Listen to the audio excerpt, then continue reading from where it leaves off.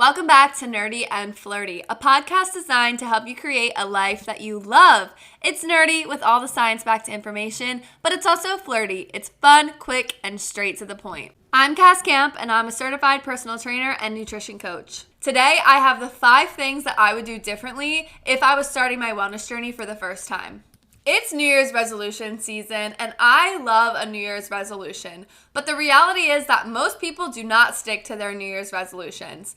Only 9% of people that set New Year's goals actually stick to them. And people that start a fitness journey quit after just 3 weeks. But I don't want you to be one of those statistics. So I want to go through the things that I would do differently if I was starting my fitness journey as a beginner. These are things that I've personally done, but they're also mistakes that I see a lot of new clients make when they first start their wellness journey. So the first thing that I see a lot of new clients do, and a mistake that I made when I was first starting out, is overtraining. In the beginning, you're super motivated, and that's a great thing. I know when I first started, I was so motivated. I wanted to be at the gym all the time, doing my fitness routine all the time. And that motivation is an amazing thing. But do not jeopardize the recovery of your training. It's so easy to go 150% when you're first starting out because you're excited. But doing this gives you such a high tendency to burn out. We want to avoid burnout.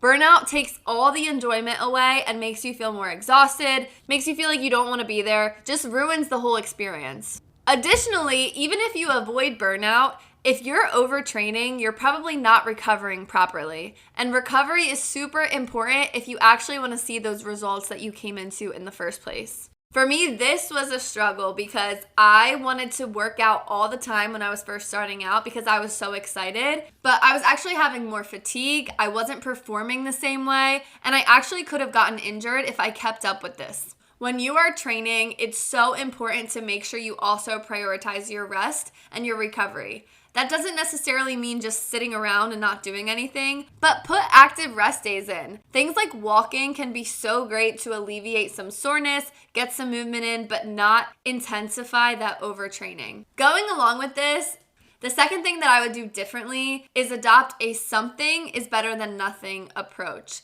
This is one that I educate a lot of clients on because it's so easy to go in with the all or nothing mindset when it comes to your wellness routine. Like once you decide that you want to start living healthier, you start to feel guilty when you don't. So then it leads to this all or nothing mindset where if you're not doing 100%, you might as well do 0. And that is the complete opposite of the truth. Something will always be better than nothing, and every day is different. Plan around the days that you know you're going to be super busy, and then maximize the days that you have more free time. I'm actually working on this with one of my coaching clients right now, where we work through her nutrition. She is super into her social life. So instead of forcing her to have no fun with her social life, we maximize the days that she's just at home, eating at home, and try to make those as healthy as possible. And then when she goes out with her friends, she's allowed to go out to restaurants. She's allowed to live her social life because that's important to her.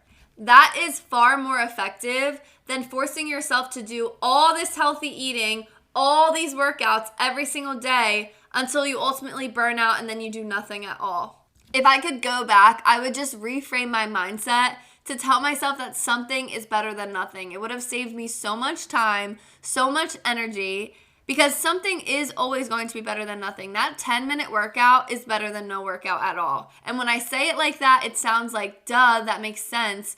But so many of us fall into this all or nothing mindset, and it's just silly. I also find this to be true, and I'm still working on it nowadays, when it comes to my mood and how I feel. For example, this literally happened yesterday. I wanted to go to the gym, but after work, I felt so exhausted. I didn't feel like going. I had so much to do after, and I was just telling myself all these excuses not to go, not to go. And I decided to go. I forced myself to drive there and just go. And when I got there, I still did not want to be there.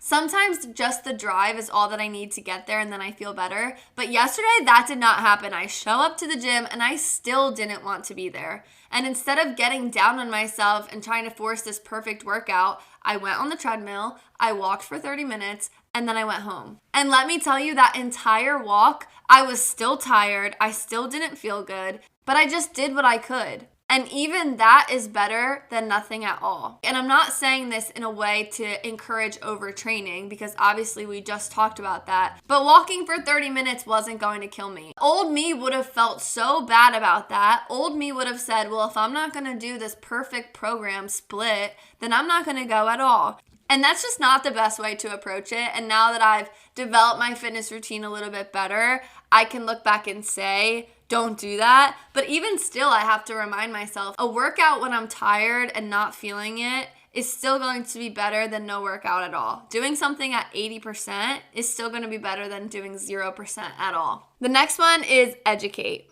If I could go back, I would want to educate myself so much more when it comes to working out, specifically like proper form, proper programming, proper recovery. I wish I learned this stuff sooner. We only get one body. Risking an injury is not worth it. Learn the proper form if you're lifting weights.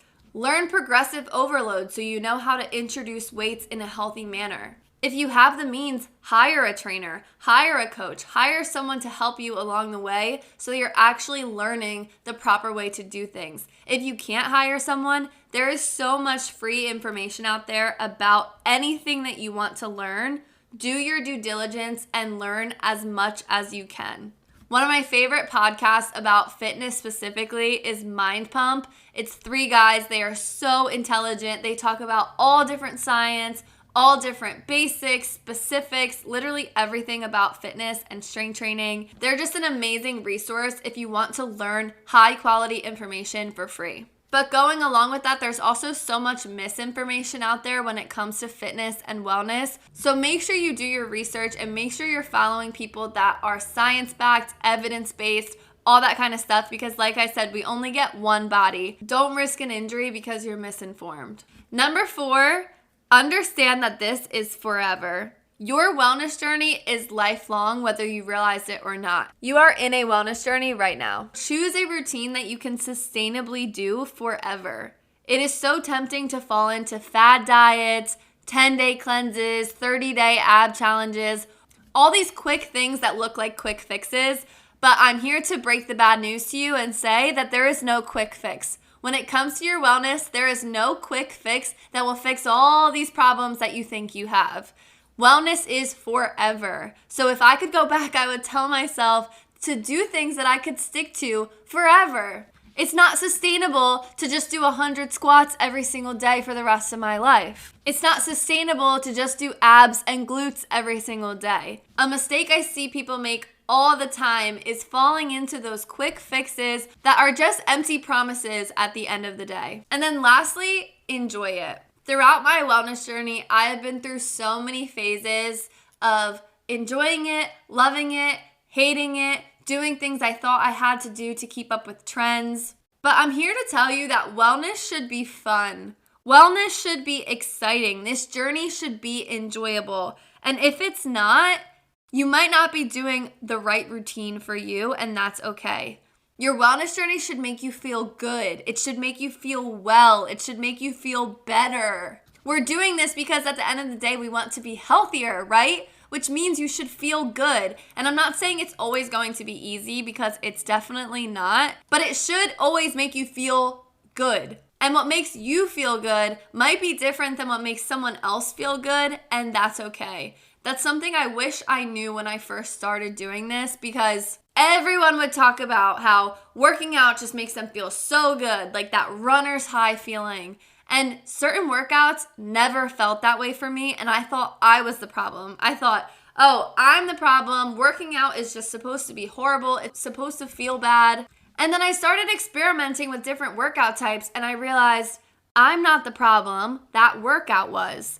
Now I feel better doing different types of workouts, and I still see results, and I still see what I'm looking for. But instead of making myself feel worse all the time, I'm actually able to make myself feel better, which ultimately shows that my wellness journey is actually making me well, which is the whole point in all of this. The best results I've ever seen is when I am doing a wellness routine that actually is fun to me.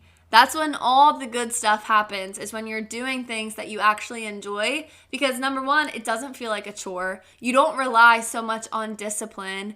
And you're able to be consistent. You're able to stick to it because you're not burning out doing something you hate. Wellness should be fun. And whatever your wellness goal is this new year, if you have one, make sure that you're using an approach that's actually fun for you, because if not, this is going to be a gruesome and long road. Your wellness journey is forever. So make it something that you enjoy. Make it something you can stick to, something sustainable. And I'm not saying your wellness journey is going to be the exact same now as it will be 20 years from now. It probably won't be the same now. But make sure what you're doing right now is something you enjoy. So that is it. Definitely let me know what you wish you did sooner if you were starting a fitness routine for the first time.